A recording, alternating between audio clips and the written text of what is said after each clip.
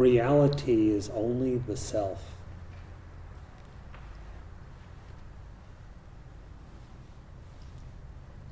That alone exists without an alternative, undivided, forever unchanged. It is not embodied, nor is it individualized. One who knows himself as that sees reality, the truth as it is. He sees what is eternal, and what he sees is what he is.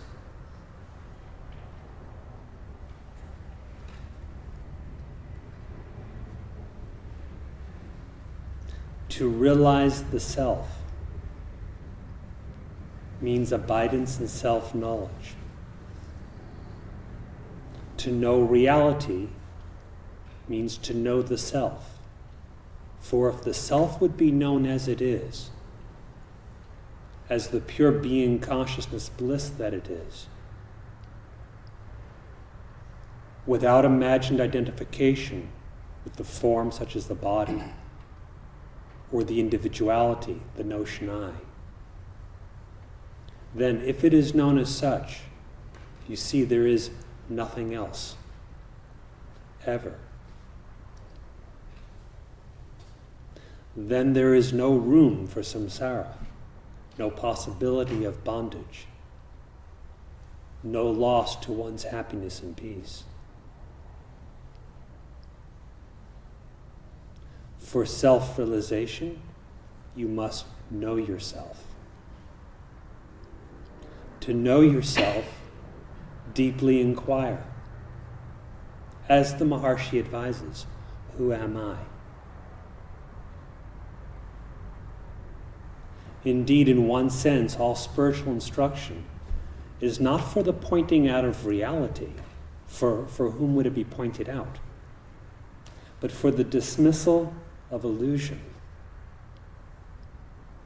So the Maharshi has said that all of the Shastras containing spiritual instruction, all of the Shastras are based upon the illusion or existence of an ego, the destruction of which is their purpose. What does it mean? The instruction, the meditation, the inquiry is only for the purpose of giving up misidentification.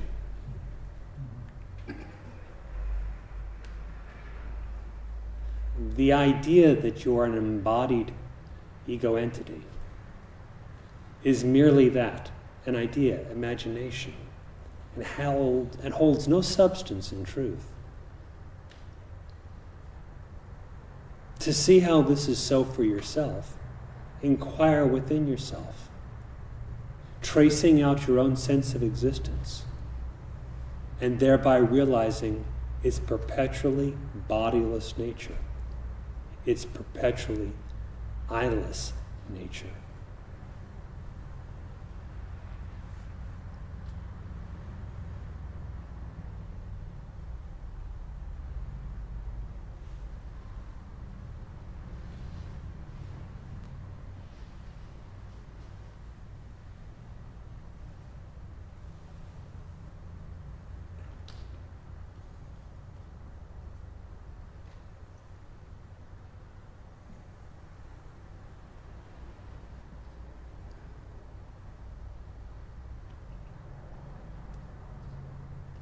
Ideas such as I do, I experience, I think, all come after the misidentification. Examine this imagination, this examination, and find yourself unmoving and attributeless. The unmoving, the attributeless, the formless, is the absolute Brahman. That alone is your nature. To conceive otherwise does not make it so.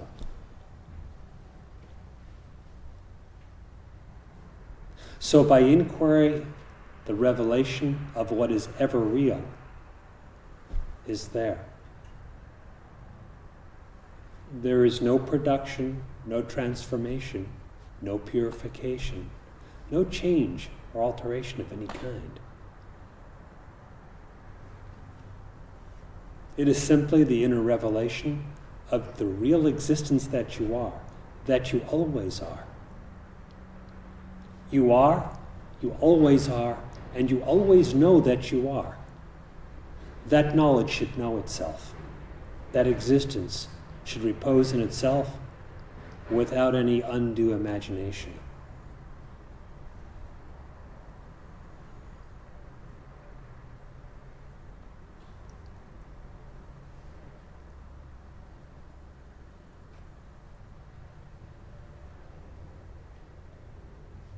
Therefore, inquire to know who you are. What appears through the senses should be of no concern to you.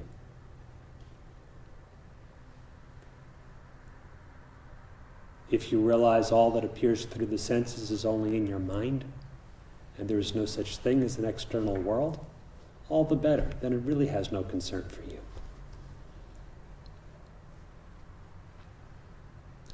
What you think, the number of thoughts and the content of thought should similarly be of no concern. For when reality is known, you see there is no such thing as a thing or a thought. That what is objective is entirely unreal.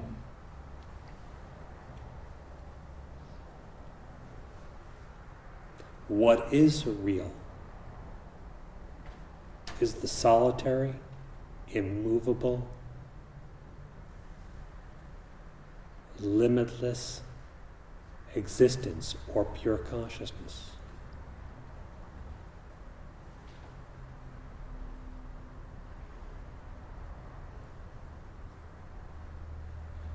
Realize this, and that which is birthless, illusionless, without suffering, without bondage, and imperishable, is you yourself.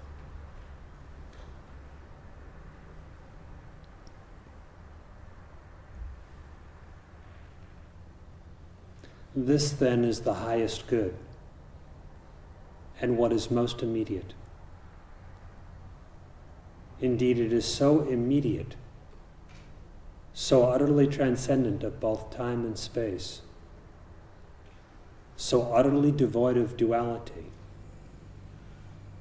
that as soon as you deeply inquire, you see there is no other self but this one self.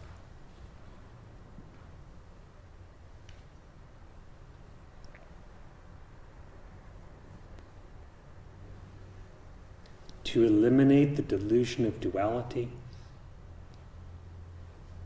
examine the one who appears to be bound or ignorant. If that one's nature is known, only the self is there.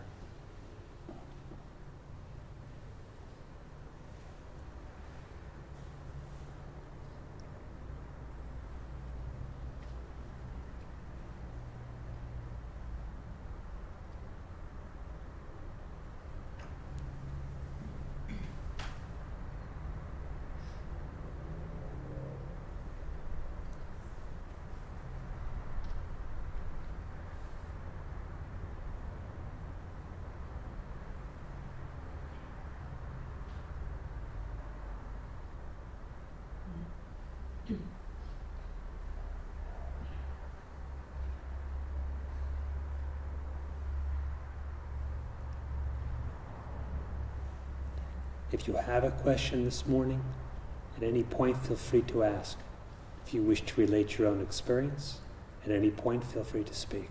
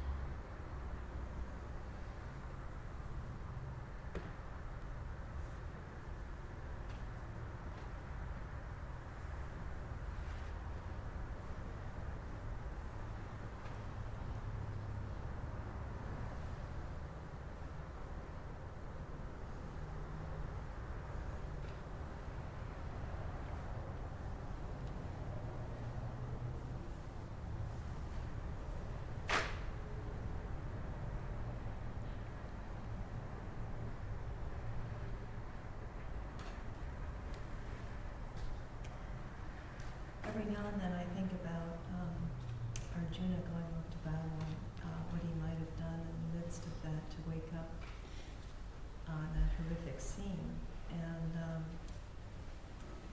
can't figure it out. But I was reading in The Path of Brahma, Part 1.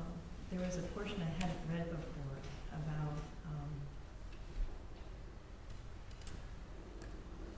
what it's like in the dream state.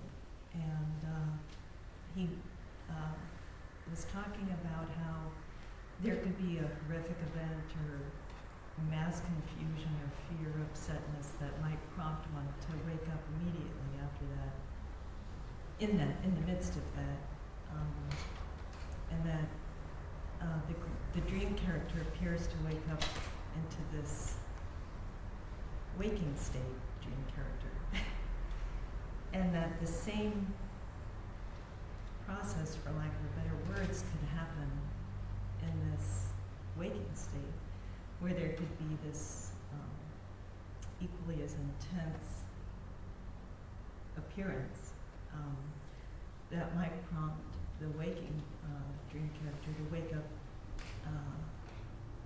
prior to that, even to the self.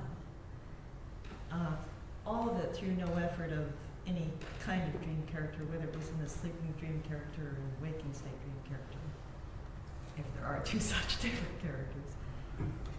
So I just wanted to know if that indeed can happen. There are 2 points that you might want to examine. The first is self-realization an occurrence, an event that happens? You might want to examine if that is so or not. Even prior to examining that, you may want to examine whether anything external can prompt interior realization.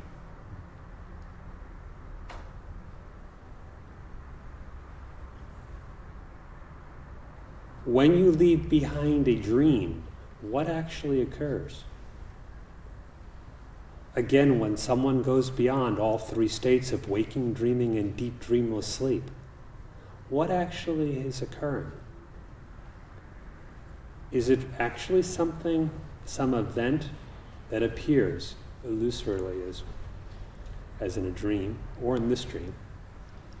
Is it something that occurs to you that causes you to wake up? Or do you wake up from yourself? What you regard as yourself? What would appear is that you would wake up from what you regarded as yourself. If that would be the case, then interior knowledge, the wisdom of realizing or knowing who you are, would be very significant. But we would not expect anything else external, in other words, something that is not the self, to prompt the realization of the self. If it were external, you might have to wait for that cause. That cause may never arrive. If it does arrive, it may be over too soon. There's so many problems with this. The Maharshi, you will recall, often states, what appears disappears, what comes will go. In other words, if something is created, it will be destroyed. Any event in time has a beginning and an end. Realization, to be eternal, cannot be an event. It's not an occurrence that would happen slowly, quickly, or any other such thing. It is interior knowledge. Nor does anything else produce it. Just as nothing external produces one's own innate happiness, so nothing external produces knowledge. But when we have knowledge, we see that there is existing nothing external whatsoever. Just like waking up from a dream. Where does the dream world go? Nothing in that dream world causes you to give up the dream. Rather, something within you causes you to discard it, and your identity with it and in it as unreal. If that principle is taken up even presently, you'll wake up from the waking state as well. Is this clearer for you?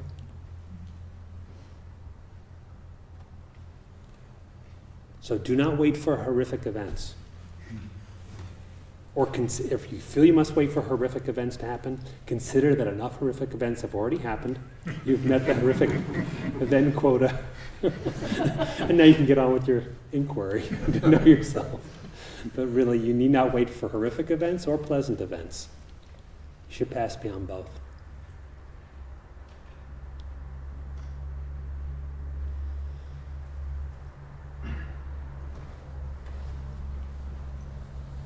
I do see that this body is not my doing, and I happen to be in this body. So I feel that I am consciousness. But this consciousness is burdened with the conditioning which took all these years of living. So that's where I am today. I do see that this body, designed, built, produced by Brahman or nature or superpower or something. It's not mine. I'm in it, of course. And I don't own it almost, or something somewhere in between. But the consciousness, I strongly feel that I'm consciousness. And but I am living in this world which is full of illusion, and I'm not out of it. In and out, maybe. So where do I go from here? If the consciousness is in it and out of it, different times, then it cannot be truly said to be in it. If it were truly in it, it would never be out of it even for a moment. But I didn't say the conscious is in and out, but what I mean to say is the illusion, in and out of illusion. Sometimes who goes in and out of illusion, sometimes, most of the time an illusion. Who is the I that goes in and out of illusion? You said that the I felt more like consciousness and not like the body. Right. Then you said that you are in the body. Right. Look again, it'd be better to say the body is in you. Okay. Meditate. The body appears in you, and the body disappears, also in you. You are not in the body. There is no particular place where the consciousness is in your body, nor is it all over it, as if it were cooped up inside it. Mm-hmm. The body appears and disappears. You remain. That is the experience of everyone. That you cannot have a body or be in a body, and certainly is not a body. You are not the body, you're not in the body, you do not possess a body. You're just the consciousness. Something, as the Maharshi says, he calls it a spurious ghost with no form of its own, seems to tie together the consciousness with the body and thinks, I'm in a body, I'm doing through the body, I am one thing, the consciousness which I am is somehow different from me. He says, examine that me, that knot between consciousness and the body. If you examine it, it will prove unreal. There will be no jiva, no individual. It survives by non-inquiry. If inquiry be deep and thorough, you realize yourself to be pure consciousness, which was not born, is not embodied, and will not be disembodied later. But not in the body. Consciousness is not in the body. But that's very, I not realize that, I don't see it, but The one who says, I don't see this, is he a body? my mind, What is the mind? the bundle of thoughts. All right, but something must know those thoughts. That's consciousness, I guess. And that consciousness goes around wherever I go around Santa Cruz right now, my consciousness is here. Oh, it was here even before your body got here. The consciousness does not move anywhere with the body. What are the properties of consciousness? Does it see? Does it feel? Does it... Though there is no seeing and feeling, etc., apart from consciousness, consciousness has no seeing, no feeling, or any other such thing. All this comes by that illusory knot connecting the body and the consciousness. You know you're not the body, truly. So why go on continuing to attribute the qualities of the body, its location, its activity, its having things within it, why go on attributing that to the consciousness? Now, that could be logic, but that's the way I feel, that consciousness is here. Because I can feel my sensation in my hands, my legs, my all over my body. The body itching, I feel it. If I'm feeling sleepy, I feel it. So the meaning when I say I'm not the body, because it's obviously I cannot see inside of my body. I cannot feel even where is my heart, where my kidneys, and all these things. I cannot feel, and I am not made, and I don't take the glory of this body or shame of this body. Body is just as it is. So these are that much logic I can see. All right. And I can see everybody else just regard somebody is beautiful, handsome, tall, and all that. It's not his doing. And if somebody is not, then it's not a shame because he's not doing anyway. So that much That much is clear. That much is very clear. That much is very clear. I'm very glad about it. It was not clear before some time. So now, but I do see that the sensations in my body are there, fully there. Where is there? My legs, my arms. But in what are these experienced? In what and by what? In the field that they are experienced by my consciousness. That's my definition of I. So far, I feel that's the I. Does the consciousness ever exist without those sensations? It exists without that sensation when the consciousness is totally lost into the illusion. When I'm just forget about my sensations, I'm daydreaming, or I'm looking at somebody, some event is happening. So if you're occupied with one sense, the other senses disappear or dissipate. When I'm preoccupied, I forget about sensations, right? So where your mental attention alights determines which of the senses is predominant and the others fade away. Should the attention be withdrawn entirely in any number of states, but let us take the example of deep dreamless sleep, you still exist. Nothing has happened to your being, but the senses are gone.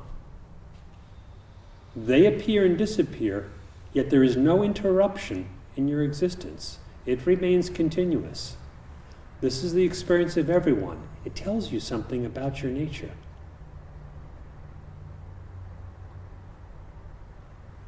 There's a good logic, but meanwhile, what a person should do to come to self-realization, actually I should have put the question that way perhaps. He should inquire thoroughly and continuously. In the meanwhile. Continuously. However long that meanwhile endures. He should inquire continuously as to who he is. So for every time you feel, but I am here, I am there, I am in the body, I experience these senses, or one sense versus another sense, find out for whom these are. If you say they're for me, find out what that I is. If you find out what it is, it has no bodily definition, no sensory definition, no mental definition.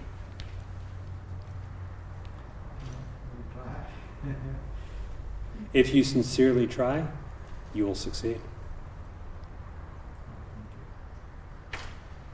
There is nothing so difficult in giving up the old preconception.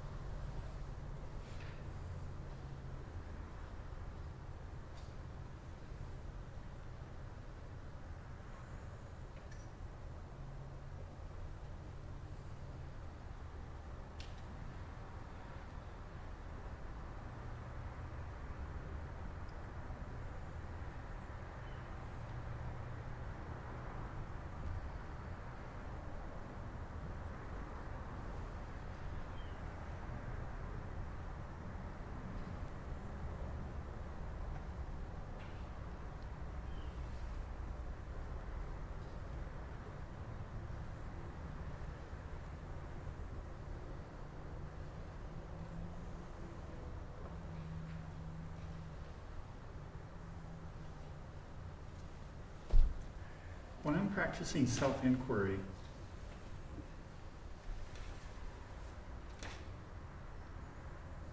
there's a discriminating and sort of discarding of thoughts as I first start. So it's like making that distinction between subject and object. But it's also looking for, there's an experience that I know called I. That's like,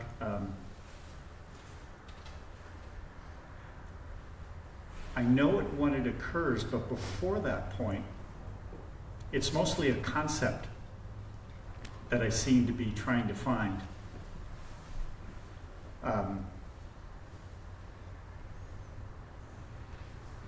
I remember on Friday night in the meditation, before we meditated, you talked about, instead of trying to find a concept of the self, I might be mashing up your words, but it's sort of like, instead of trying to find a concept of self, find the direct experience of it. So I know when that occurs, it's unmistakable that I've actually got a hold of I, or it's like it's got a hold of itself. It's like looking directly at itself. But up to that point, there's this, I guess it's like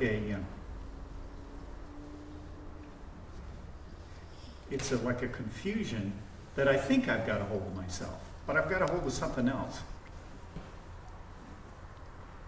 I don't know if I'm making much sense, but it's like I think I'm inquiring, but I'm not. But when I actually do inquire, it's always unmistakable that I'm actually doing it. So I guess the question is, it's kind of a silly question. It's like, how do I not fool myself? Doesn't sound like you're fooled. Well, up to a certain point I seem to be. And then it's kind of like, it's But like... you're able to report on it later. Well, if you ask me about it in the middle of it, I don't know if I can report on it right at that time, though. But wait a minute, though, if I look... What's the nature of the inquirer?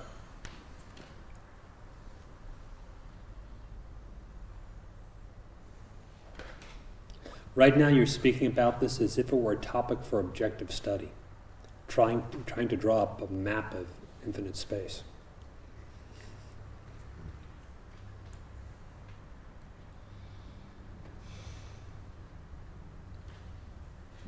So when you say, who's the inquirer, that would be... What do you regard as you?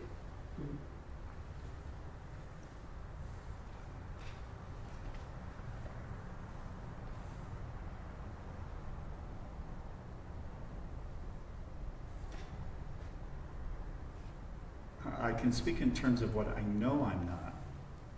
The closer I get to trying to say what I am, I kind of run out of words for that.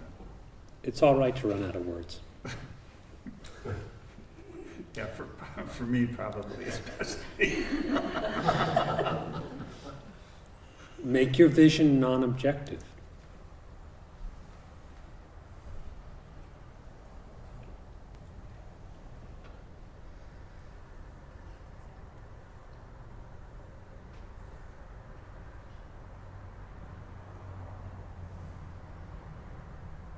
How could you approach yourself as if it were something apart from you?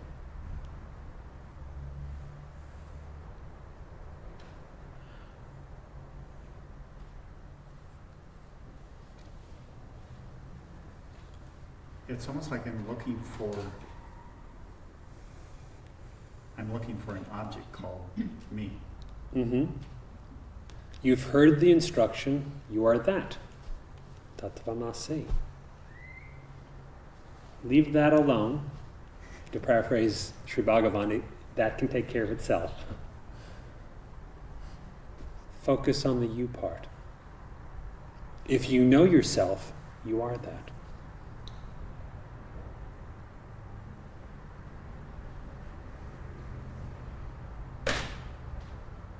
The inquiry is entirely non-objective.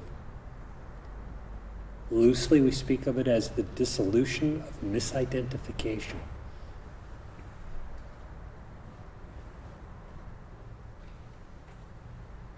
Formless knowledge revealing formless knowledge itself.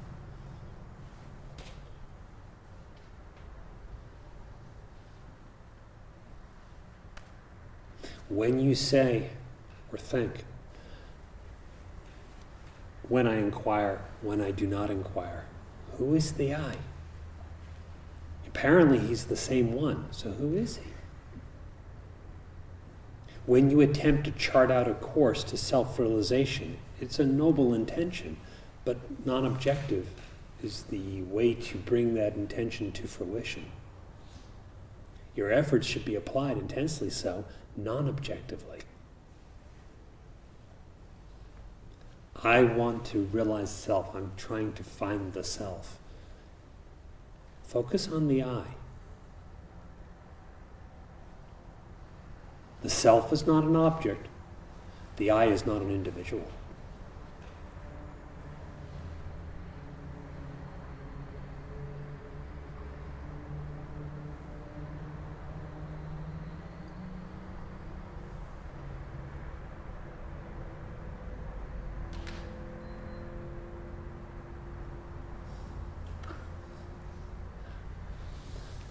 Must be time for Brahman.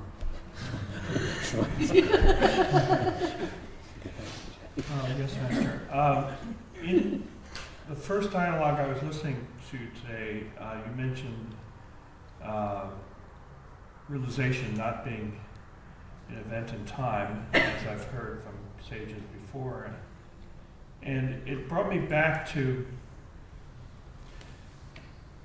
meditating that reality has no location, but very rarely do I meditate that it is outside of time. But when I do, I find it can produce a very deep sense of release, because all of the constructions of the mind are done in a timeline or done in time. And it seems to leave my mind somewhat humbled. It sort of like has no place to stand if I'm trying to feel that reality is outside of time. It feels good, but a little of a floundering feeling in a good way. That which is floundering deserves to flounder.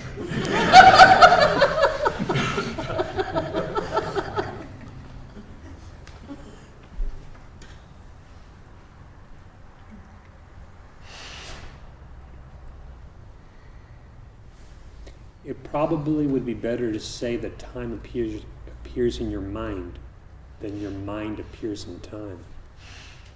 But in either case, your nature is timeless.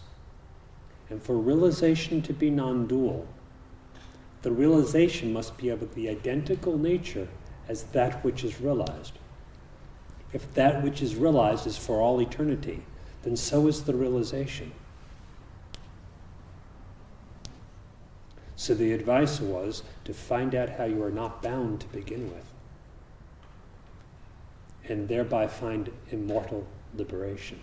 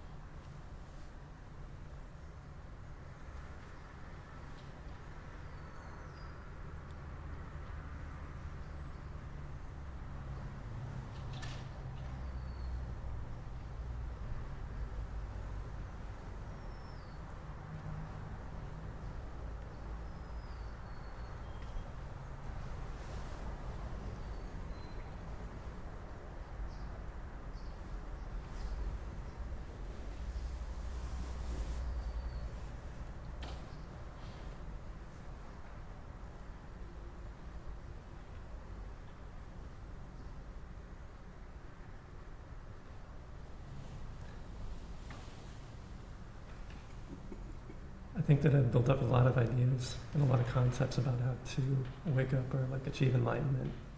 I have like, I remember the story of like Amma's union with like Devi, where she felt like she was raised up by Krishna and she saw Devi and she merged with it, and that somehow gave her a more complete experience of enlightenment or awakening.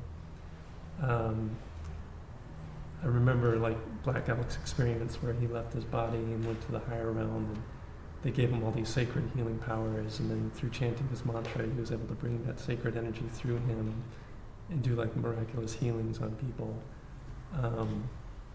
Other people say, you know, you feel the sensations in your body, feel how you identify with self, and just kind of untie those knots. Some people say it's just like merging with nothing, or trying to be that beingness. It's kind of gobbledygook at the moment. I think Maharishi said that you should, instead of going after the little turrets, you should just go straight for the fort and take after that, or take that. After one meditation center I went to for a while, I was like hearing people's thoughts, and I could locate places just by, you know, feeling them out. And I had all these great experiences, and I felt like there was something I did in meditation to give me that kind of clarity, or maybe to perceive those things. And I was thinking, okay, that's like a doing. That's something I feel like I have to do in meditation to open that up or refine myself in that way, or become like pure light. So that's like a transformational practice or something. And I really felt like I did it for a while, but then I got attached to that. And my attachment to those forms created suffering for me, but also stopped me from like seeing people as they are. And perhaps it became like a dreamlike structure that I was holding to, and like separated me from reality, or what, you know, what's actually going on. So how do we take the fort? What's your goal? What's your purpose? What are you trying to achieve? To wake up and to truly be here for people. What do you mean by be here for people? And be fully of service. If you want to be fully of service, can you retain the ego? No. So then it is agreed upon that ego loss, utter dissolution of the ego, is what is desirable. Yes. First accomplish that, and then see if you're in need of various lights, transformations, thoughts of others, or etc. First accomplish the dissolution of the ego. Okay.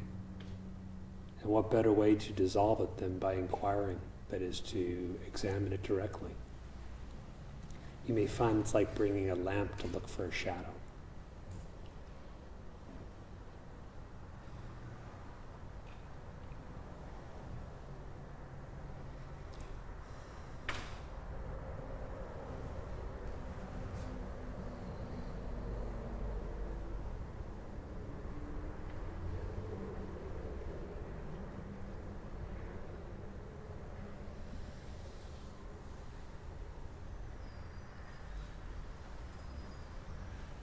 One thing on Friday night that I sort of didn't mention, you know, when I had this hallucination in my meditation, and I was kind of tracing it back, tracing the kind of, you know, noticing what's constant. But that constancy, can you trace it back by knowing the fact that what's always constant? Because there's something that, and it seemed like that's sort of what hit me in this meditation, is that there's something that's always solid or constant. Is that solid, constant thing with form?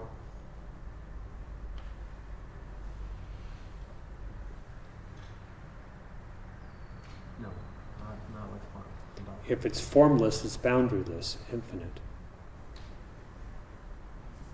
So where was the hallucination? Whether it be a moment in meditation or this lifetime in Brahman.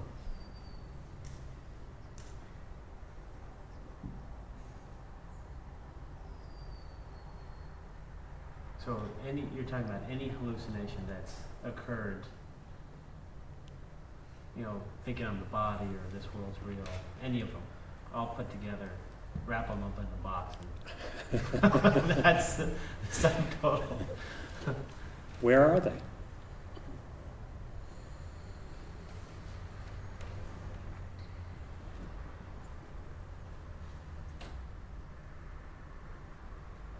If existence or consciousness is infinite and formless, where is the scope for such hallucination?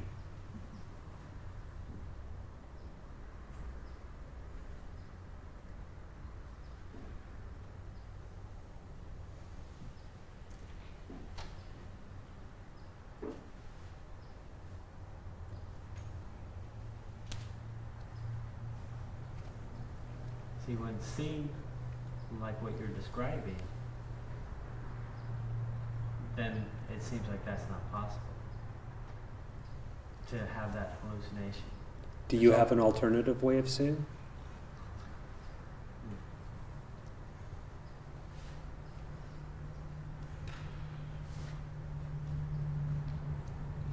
The only alternative way is the same old other way. So the ego sprouts and blah blah. What is the ego?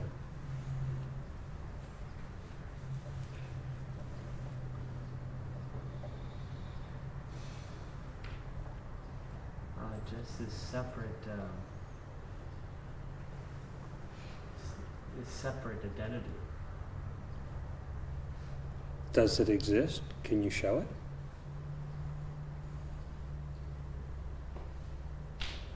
Well, there's no way I can, put it on display and say, here it is, exhibit A. So it cannot be displayed to others. Can it be displayed to you?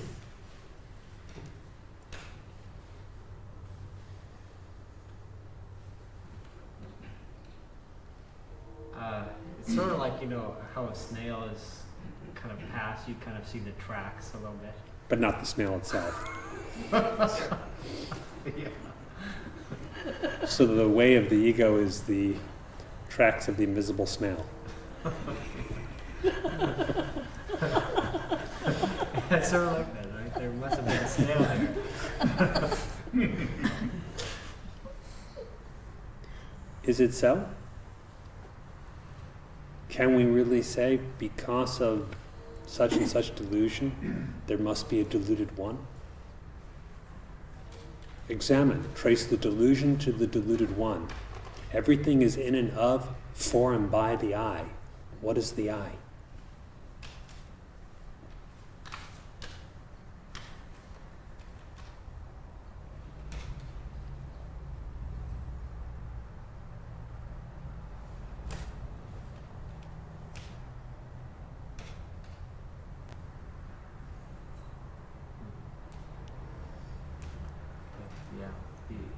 Seems like that, the I is much bigger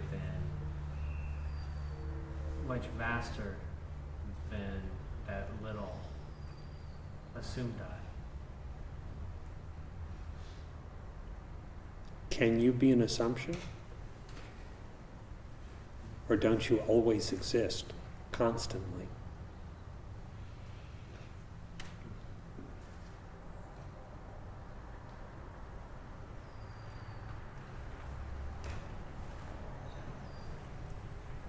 The I cannot be produced or inferred from what comes after it.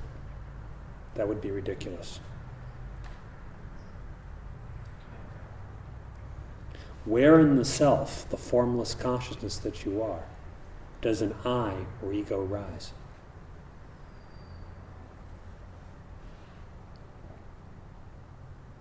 How can separation appear in the homogeneous?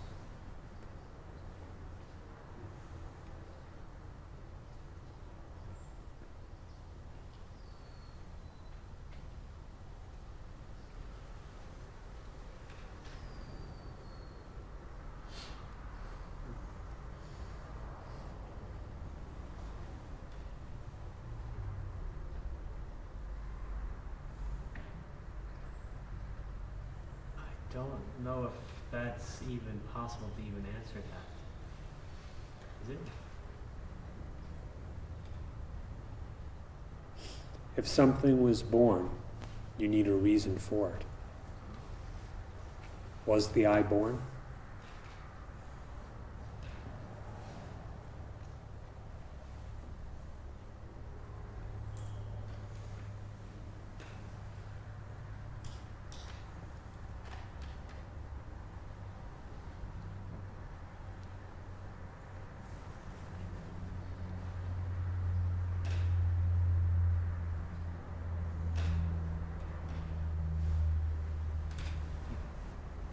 So how do you know that it's never born? It seems like a lot of things are born. Which things? Ideas, hallucinations. Are they? Do they really come to be?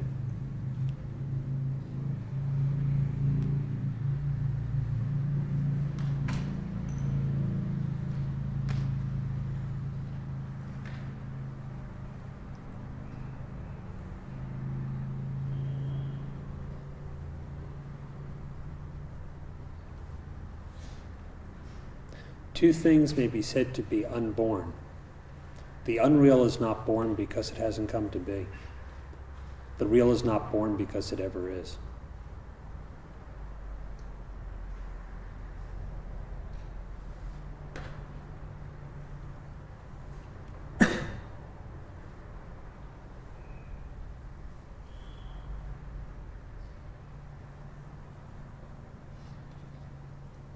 There's no wiggle room there. No, there's no wiggle room in truth. For nothing to be created.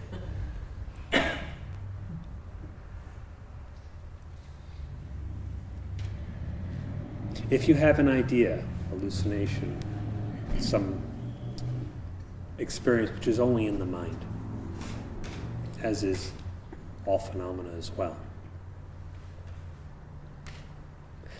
it must be for someone and does not exist independent of that someone. That which has only a dependent existence has no actual existence at all, but is some other existence appearing in that guise. So I appears as all this, however, whatever permutations there are in this, including all your ideas.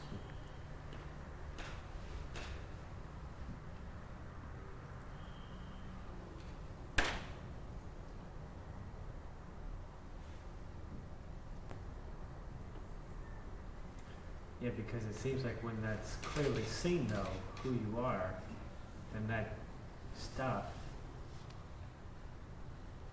essentially, at least that hallucination vaporizes. It disappears like the snake that was superimposed on the rope. It had no existence. The snake was not born, and the rope was not brought in anew. When that's seen clearly, as you said.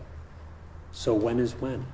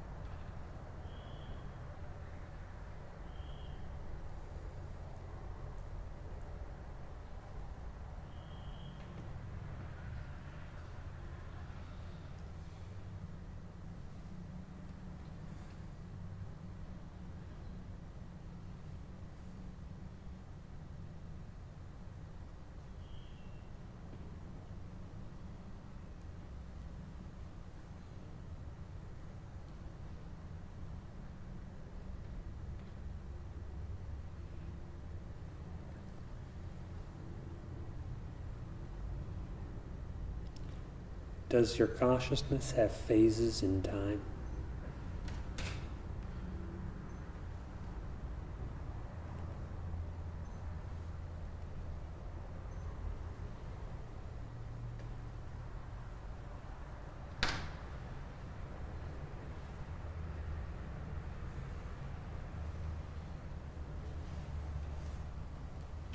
then it does not have an ignorant phase and a knowledge phase.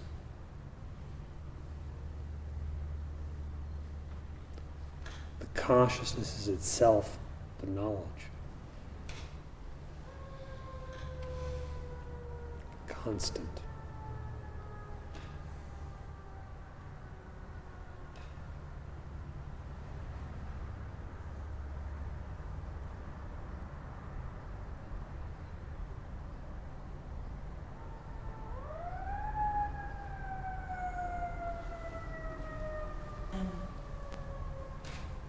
When you said that the ego needs to be dissolved to give the best service to others, you didn't mean to wait till then, did you? Because then you could die before. No, no instruction in waiting has ever been given here. Is my understanding is that the sincere effort of dissolving the ego might actually inform the service that one gives. So both can happen.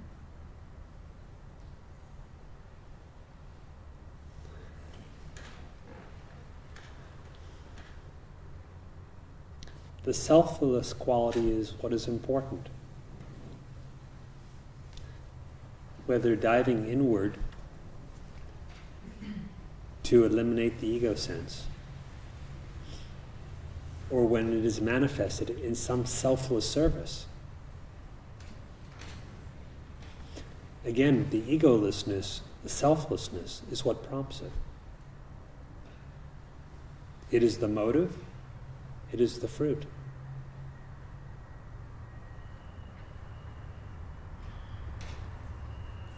If the service is truly selfless, there'll be no experience of others. But even if it isn't, and if you can see the self in it,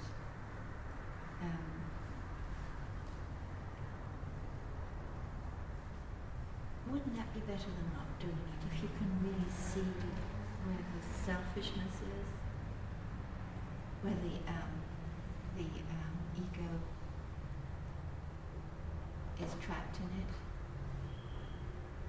How do you know there is an ego? Well, if I examine my motivations truly, Mm-hmm. I can see all kinds of things that are not pure, all kinds of levels. That which has the perception is pure.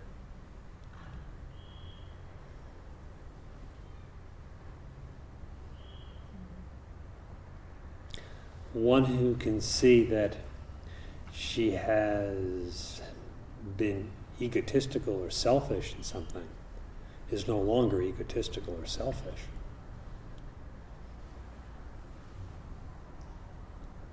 Just as when we see ignorance as ignorance, we're no longer ignorant.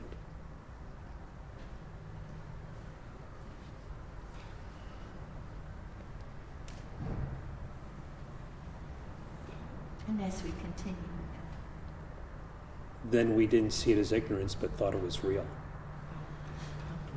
Yes, yes. You see, it's a very simple thing.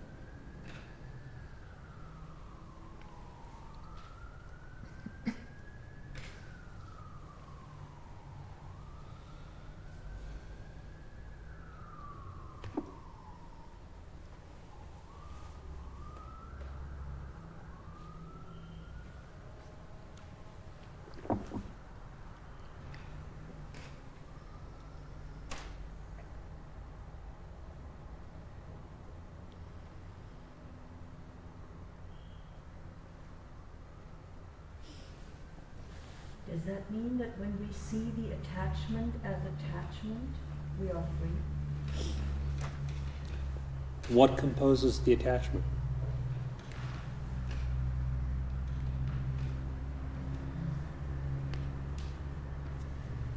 Some conjuring? Conjuring of what?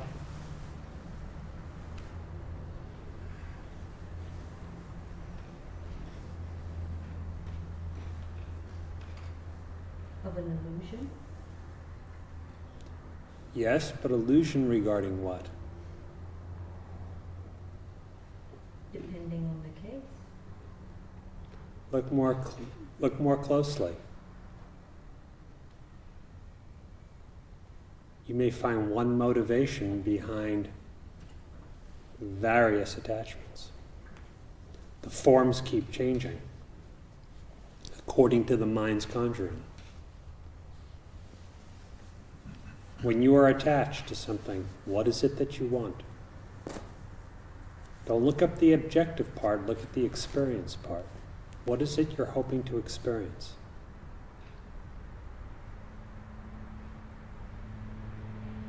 Liberation.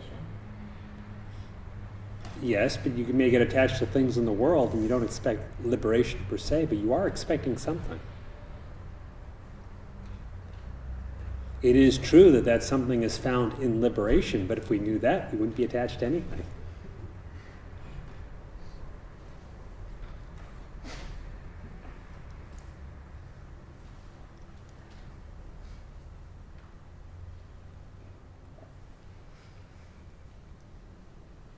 And yet we keep attaching and attaching. Mm-hmm. It must be for some purpose, it's not random.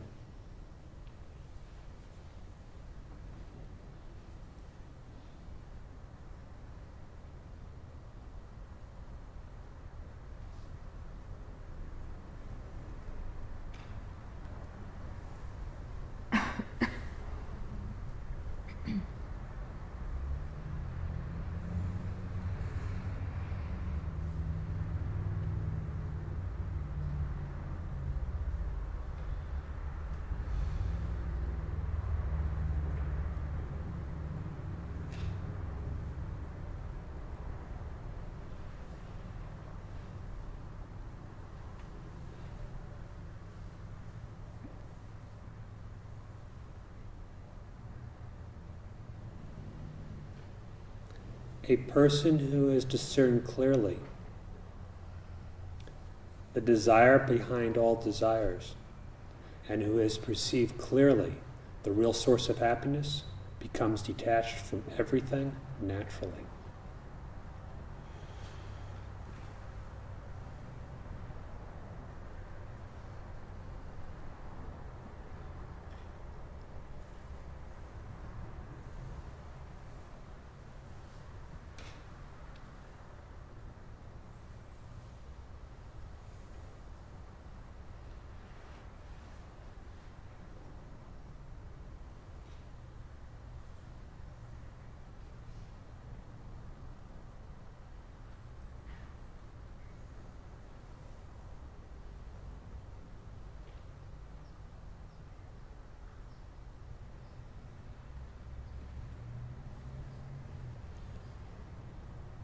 I can see that the desire for happiness is behind all this.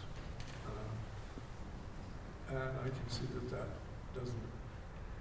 isn't provided by what we think of as outside.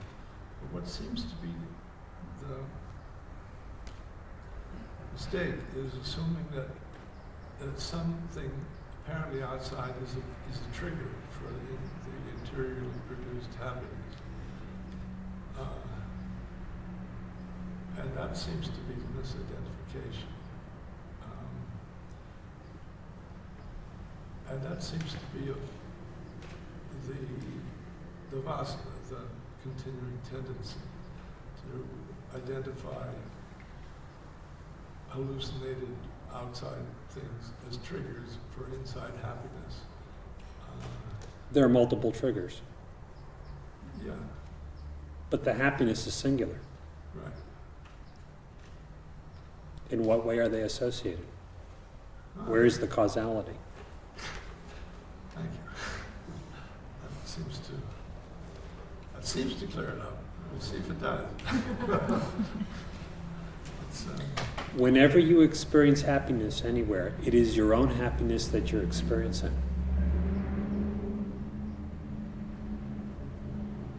Nothing else is the cause, and nothing else is the source.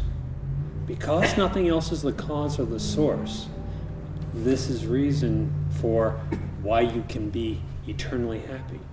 If it were not so, liberation would not be possible.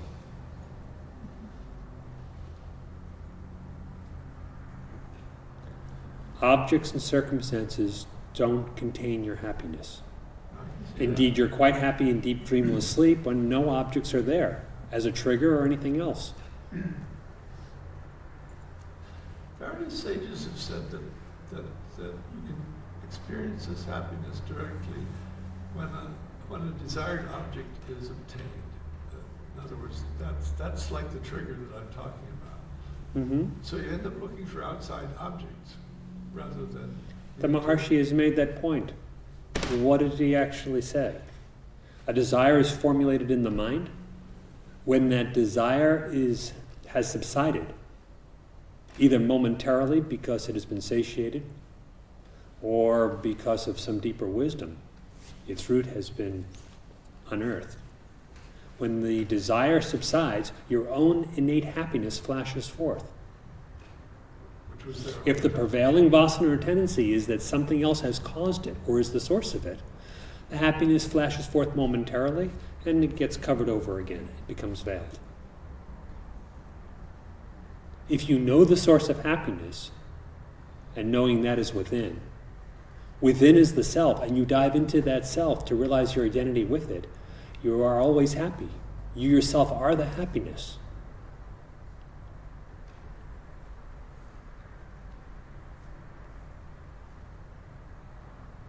In your natural state, the self is completely non-attached.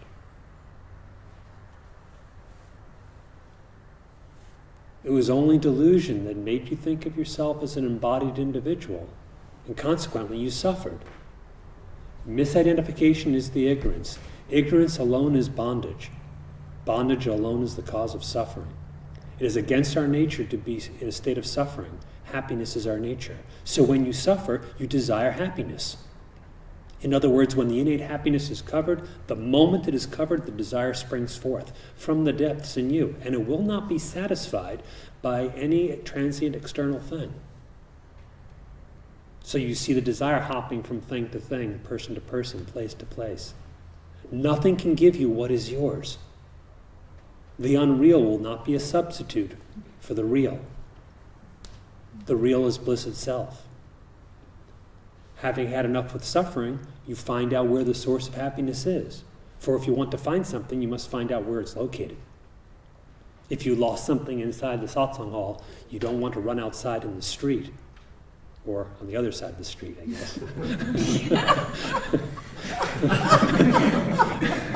For those who haven't noticed, you can see what's on the other side of the street. Looking for what is here.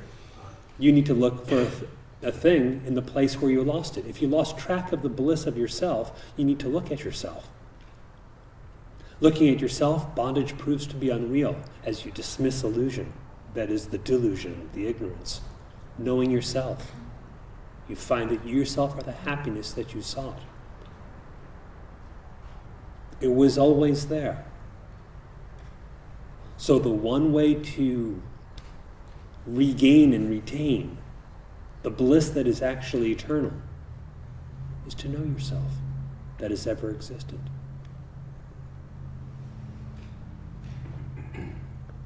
Let's hear from Avadhuta. Avadhuta.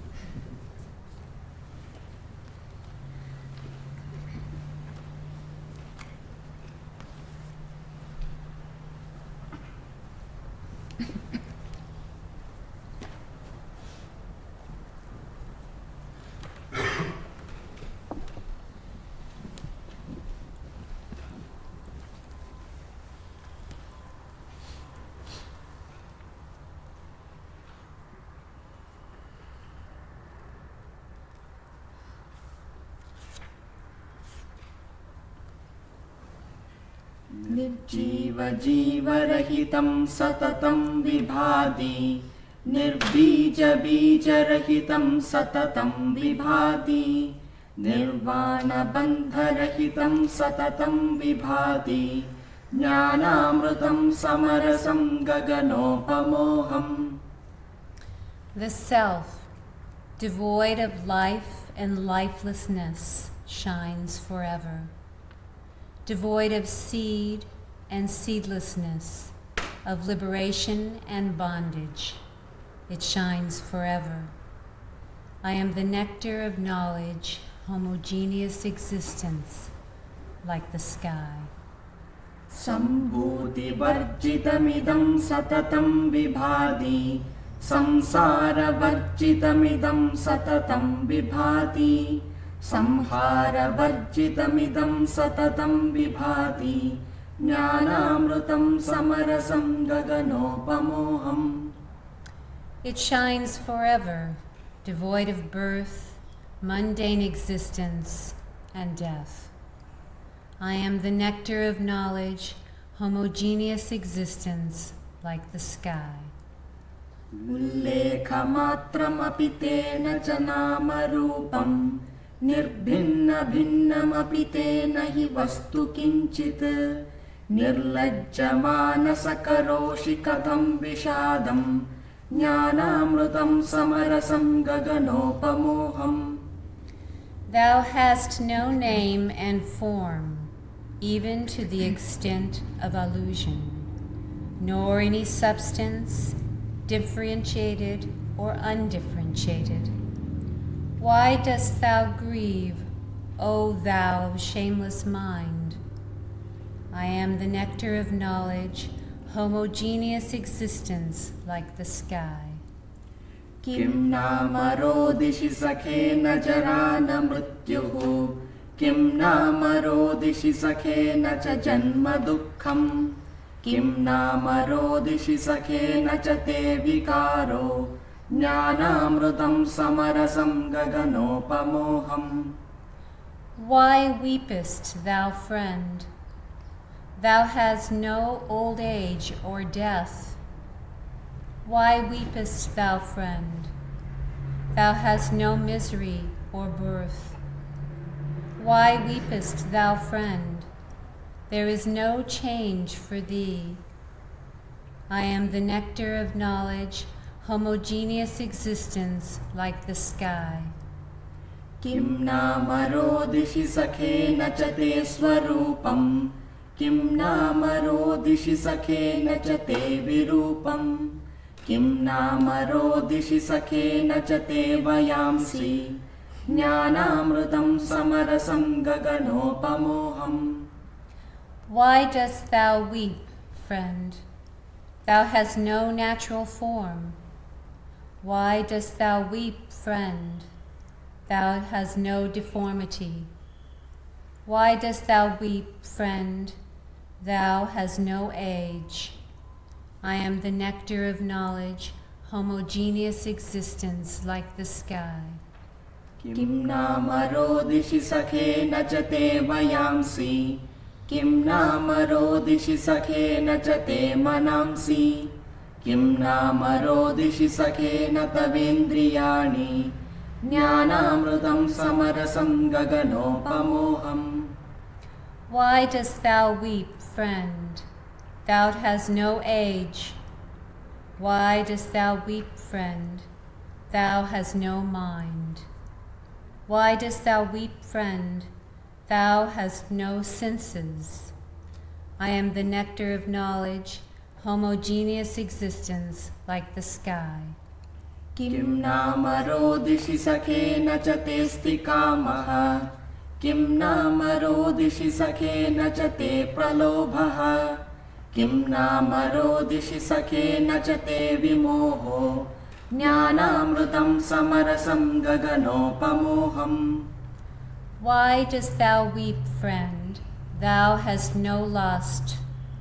Why dost thou weep, friend? Thou hast no greed. Why dost thou weep, friend?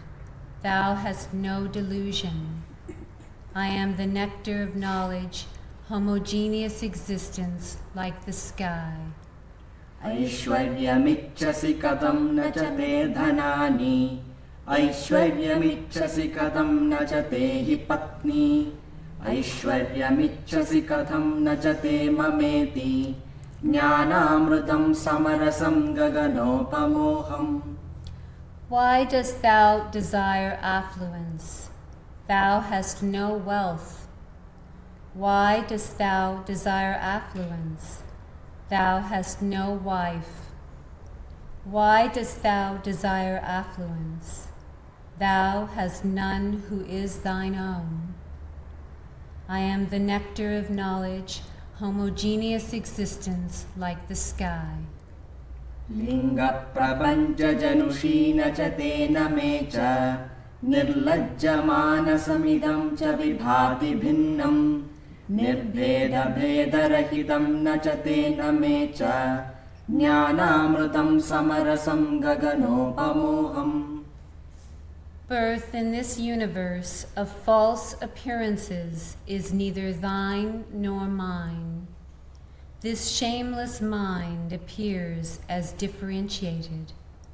This, devoid of difference and non-difference, is neither mine nor thine. I am the nectar of knowledge, homogeneous existence like the sky. नो वाणुमात्रमपि ते हि विरागरूपं no वाणुमात्रमपि ते हि सरागरूपं no वाणुमात्रमपि ते हि सकामरूपं ज्ञानामृतं समरसं गगनोपमोहम्. Thou hast not the nature of non-attachment in the slightest. Thou hast thou, nor hast thou in the slightest the nature of attachment. Thou hast not even the slightest of the nature of desire. I am the nectar of knowledge, homogeneous existence like the sky. ध्याता न ते हि हृदये न च ते समाधि ध्यानं न ते हि हृदये न बहिः प्रदेशः ध्येयं न चेति हृदये न हि वस्तु कालो ज्ञानामृतं समरसं गगनोपमोहम्. In thy mind there is neither the meditator, meditation, nor the object of meditation. Thou hast no samadhi. There is no region outside thee, nor is there any substance or time. I am the nectar of knowledge, homogeneous existence like the sky. यत्सारभूतमखिलं कथितं मया ते न त्वं न मे न महतो न गुरुर्न शिष्यः स्वच्छन्दरूपसहजं परमार्थतत्त्वं ज्ञानामृतं समरसं गगनोपमोहम्. I have told thee all that is essential. There is neither thou, nor anything for me or for a great one, nor is there any teacher or disciple. The supreme reality is natural and exists in its own way. I am the nectar of knowledge, homogeneous existence like the sky. कथमिह परमार्थं तत्त्वमानन्दरूपं कथमिह परमार्थं नैवमानन्दरूपं कथमिह परमार्थं ज्ञानविज्ञानरूपं यदि परमहमेकं वर्तते व्योमरूपम्. If I, the supreme, of the nature of sky, alone exists, how can there be here the supreme truth, which is blissful reality? How can there be here the supreme truth, which is not of the nature of bliss? And how can there be here the supreme truth of the nature of knowledge and intuition? दहनपवनहीनं विद्धि विज्ञानमेकम् अवनिजलविहीनं विद्धि विज्ञानरूपं समगमनविहीनं विद्धि विज्ञानमेकं गगनमिव विशालं विद्धि विज्ञानमेकम्. Know the one who is consciousness and devoid of fire and air. Know the one of the nature of consciousness, who is devoid of earth and water. Know the one of the nature of consciousness, who is devoid of coming and going. न शून्यरूपं न विशून्यरूपं न शुद्धरूपं न विशुद्धरूपं रूपं विरूपं न भवामि किञ्चित् स्वरूपरूपं परमार्थतत्त्वम्. I am neither of the nature of the void, nor of the nature of the non-void. I am neither of the pure nature, nor of impure nature. I am neither form nor formlessness. I am the supreme reality of the form of its own nature. मुञ्च मुञ्च हि संसारं त्यागं मुञ्च हि सर्वथा त्यागात्यागविषं शुद्धम् अमृतं सहजं ध्रुवम्. Renounce the world in every way. Renounce renunciation in every way. Renounce the poison of renunciation and non-renunciation. The self is pure, immortal, natural, and immutable.